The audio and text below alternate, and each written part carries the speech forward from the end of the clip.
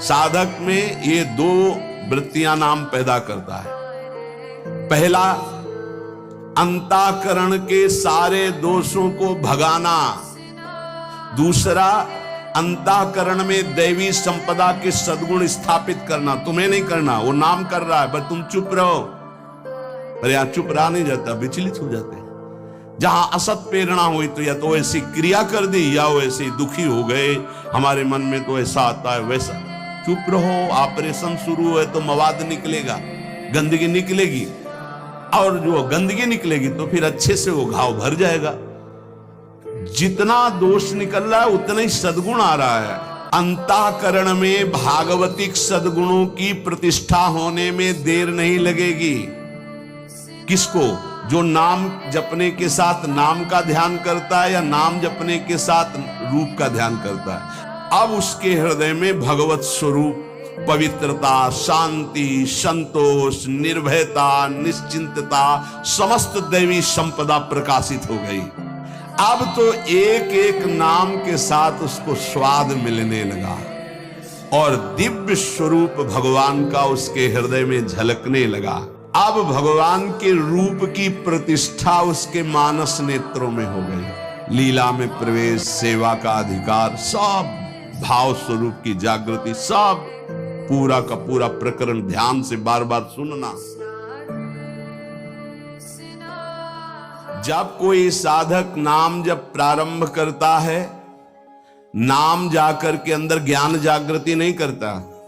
प्रारंभ में सुप्त वासना प्रवृत्तियां जो छुपी उनको जागृत करता है। उठ और भाग यहां से। अब वो कुसंस्कार, दुर्गुण, दुराचार दल के दल वहां हैं अंतःकरण में। जैसे जैसे साधक नाम जब बढ़ाता है वैसे वो अपने बल के साथ प्रकट होते हैं।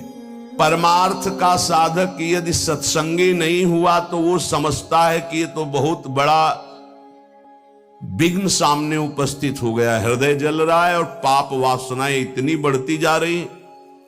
साधक में प्रारंभ में इनका परिचय ना होने के कारण वो पराजित होने लगता है कि अब तो बहुत गंदी बातें आ रही हैं, भजन रोक दो।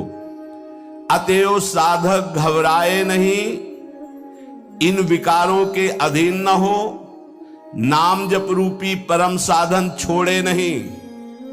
बिल्कुल मंगलमयी बात समझ लो, ये बात कई बार हो चुकी है, पर जो लिखा हुआ है उसे सुनोगे तो ज्यादा विश्वास हो सकता है।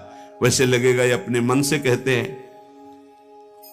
साधक प्रारंभ में पराजित करने की सामर्थ्य नहीं रखता, अतएव घबरा करके इनका परिचय ना जानने के कारण वो या तो इनके अधीन होकर फिर गलत कार्य करने लगता है या भयभीत होकर साधन नाम जप करना छोड़ देता है।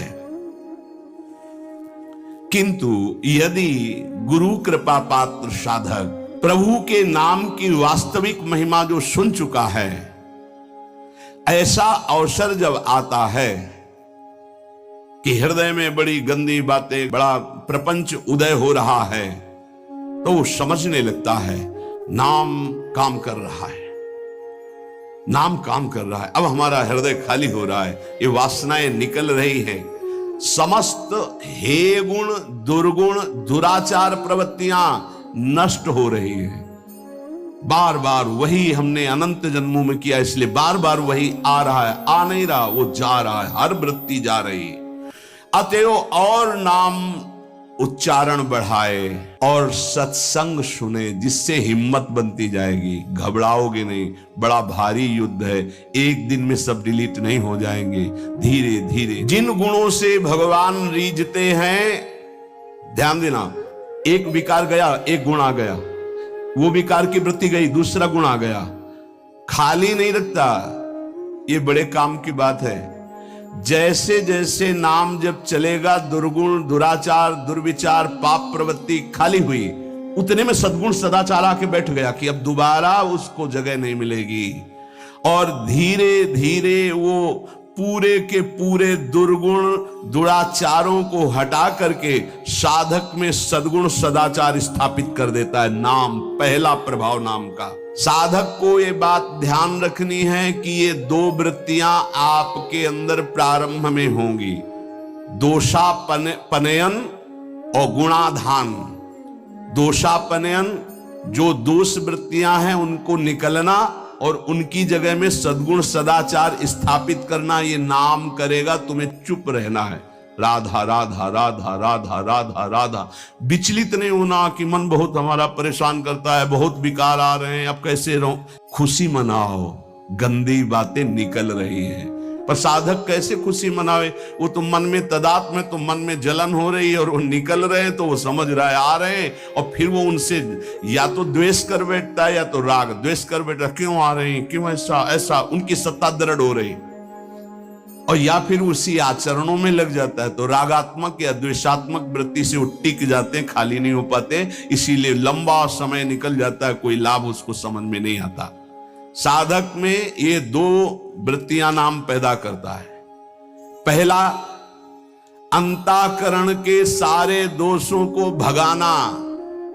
दूसरा, अंतःकरण में दैवी संपदा के सद्गुण स्थापित करना। तुम्हें नहीं करना, वो नाम कर रहा है, बस तुम चुप रहो। पर यहां चुप रहा नहीं जाता, विचलित हो जाते हैं। जहां असत प्रेरणा हुई तो या तो ऐसी क्रिया कर दी या वो ऐसे दुखी हो गए, हमारे मन में तो ऐसा आता है वैसा। चुप रहो, ऑपरेशन शुरू है तो मवाद निकलेगा, गंदगी निकलेगी, और जो गंदगी निकलेगी तो फिर अच्छे से वो घाव भर जाएगा। जितना दोष निकल रहा है उतना ही सद्गुण आ रहा है। कितना सुंदर बात है, अगर ये न समझ पाए तो परेशानी पड़ जाएगी। बिल्कुल निश्चिंत रहिए, तुम्हारे अंदर काम क्रोध लोभ जो भी दोष दिखाई दे रहे हैं, आ नहीं रहे, जा रहे हैं, जा रहे हैं, और वो जगह खाली नहीं हो रही, वहां दैवी संपदा भर रही, जिससे भगवान प्रसन्न होते हैं। यदि हम नामोच्चारण के साथ साथ नाम का ध्यान शुरू कर दें तो और जल्दी दिव्य सद्गुण आ जाएंगे। अंतःकरण में भागवतिक सद्गुणों की प्रतिष्ठा होने में देर नहीं लगेगी।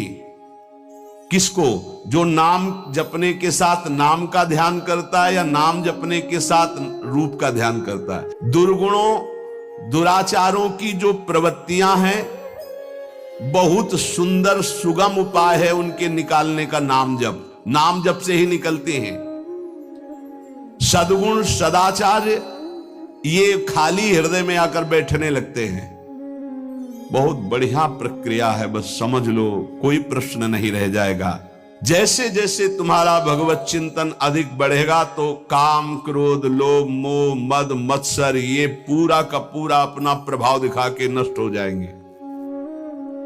ये पूरे के पूरे नष्ट हो जाएंगे, ऐसा शब्द नहीं आया, प्रभाव दिखा के नष्ट हो जाएंगे।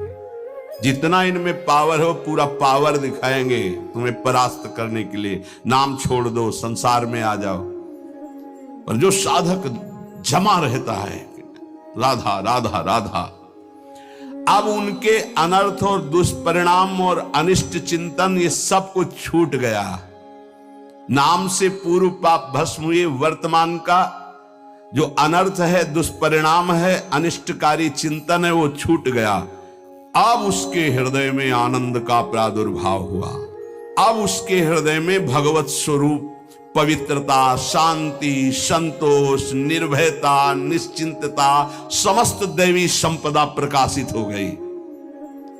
अब तो एक एक नाम के साथ उसको स्वाद मिलने लगा और दिव्य स्वरूप भगवान का उसके हृदय में झलकने लगा। अब भगवान के रूप की प्रतिष्ठा उसके मानस नेत्रों में हो गई। पूरा का पूरा प्रकरण ध्यान से बार बार सुनना। अब उसके हृदय में जो आनंद आया, उस आनंद में उसे आत्मस्वरूप का बोध हो जाता है। मन अद्भुत आनंदित, तो भगवत दृष्टि जागृत हो गई। ये दो अधकचरी दशा के नाम जापक होते हैं, इनकी बड़ी दुर्दशा होती है। मुख से तो नाम उच्चारण करते हैं और शरीर के आचरण करते हैं वही जो मन बुद्धि कहते हैं, तो उनका वास्तविक नाम जप नहीं हो पाता, क्योंकि थोड़ी देर मुख से नाम उच्चारण कर लिया, फिर असत आचरण किए, असत चिंतन किए, तो ये जो अधकचरापन है ये बहुत कष्ट देने वाला है। सच्चा नाम स्मरण जो पीछे वर्णन किया गया। आपको परास्त नहीं होना, बराबर नाम। इसके साथ जब नाम का चिंतन, रूप का चिंतन, तब समझो कि आप अधकचरी अवस्था से बाहर आ गए। अभी तो बहुत गंदी बातें चिंतन में आती हैं, अभी तो लड़ना पड़ेगा। इतना तो लड़ने के लिए तैयार रहो। अगर ये कह दो ये सब हमसे नहीं होगा, तो एक उपाय है, किसी महाभागवत को पूरा जीवन समर्पित कर दीजिए, खत्म खेल आपका। ये भी देख लीजिए करके, पूरा जीवन अक्षरशः समर्पित। थोड़ी गुरुदेव की बात, थोड़ी मेरे मन की बात। ये अधकचरापन, भगवान ने नारद जी को कहा था, अधकचरे योगी का मेरा साक्षात्कार नहीं होता। थोड़ा गुरुदेव की बात माननी है, थोड़ी अपनी बात माननी है, अधकचरापन। पूरी बात गुरुदेव की माननी है, बस बढ़िया बात बन जाएगी। जब निकले वो मूड़े मुड़ा लिया है भगवत मार्ग में, फिर क्या, फिर अपने मन की बात क्या रह गई। नाम, नामी और नाम धारक तीनों एक हो जाते हैं। ध्यान दीजिए, अभेद हो गया। नाम, नामी और नाम धारक तीनों एक हो गए। नाम में, नामी में, नाम धारक भगवत स्वरूप, कोई अंतर नहीं रह गया नाम में, नामी में और नाम जापक में। ये परिपक्व अवस्था नाम की, जापक की हुई। नाम स्मरण की बात जिह्वा से नाम, कंठ से नाम और फिर हृदय से नाम प्रारंभ हो जाता है, अंतरात्मा से। अब जब हृदय से नाम चल रहा है तो प्रेम स्फुरित हुआ, बस सब सामर्थ्य जागृत हो गई। प्रेम जागृत होते ही सब सामर्थ्य जागृत हो गई। भगवत प्रेम हो गया तो शेष सब बातें, लीला में प्रवेश, सेवा का अधिकार, सब भाव स्वरूप की जागृति, सब। जैसे बछड़ा आ जाए तो गाय रंभाती हुई स्वयं आ जाती है, ऐसे ही जहां उसके हृदय में प्रेम स्फुरित हुआ तो प्रेम लक्षणा भक्ति जागृत होते ही प्रिया प्रीतम उसके हृदय में आ गए। जैसे बछड़ा आ गया ना, गाय आ जाएगी, बछड़ा के पीछे रंभाती गाय, ऐसे ही प्रेम भाव जहां जागृत हुआ प्रिया प्रीतम आ गए। ये न किसी साधना से न योग से ये नहीं होता है, ये नाम से होता है, गुरु प्रदत्त नाम से।